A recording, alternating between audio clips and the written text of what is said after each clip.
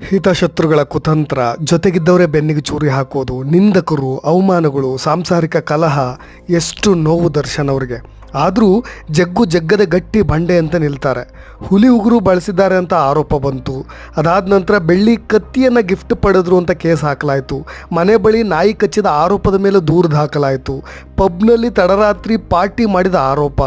ಈಗ ಸದ್ಯ ಸಾಂಸಾರಿಕ ಕಲಹದ ಸುದ್ದಿಗಳು. ಪೆಟ್ಟುಗಳು ಬಿದ್ದಷ್ಟು ದರ್ಶನ್ ಸ್ಟ್ರಾಂಗ್ ಆಗ್ತಾನೆ ಇದ್ದಾರೆ.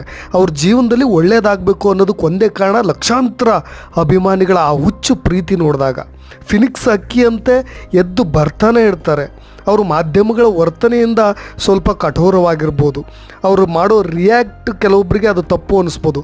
ಬಟ್ ಅದು ಏನೇ ಇರಲಿ, ಅವ್ರ ಸಾಮಾಜಿಕ ಸೇವೆ, ಆ ಪ್ರಾಣಿಗಳ ಮೇಲಿನ ಪ್ರೀತಿ ಬೇರೆ ನಟರಿಗೆ ಕಂಪೇರ್ ಮಾಡೋಕ್ಕಾಗದೇ ಇರೋದು. ಇವೆಲ್ಲ ಇತ್ತೀಚಿನ ಕಾಂಟ್ರವರ್ಸಿಗಳು. ಬಟ್ ಅವ್ರಿಗೂ ಕೂಡ ಒಳ್ಳೆ ಕಾಲ ಬೇಗ ಬರಬೇಕು, ಅವ್ರು ಗೆಲ್ತಾನೇ ಇರಬೇಕು ಅನ್ನೋದೇ ಎಲ್ಲರ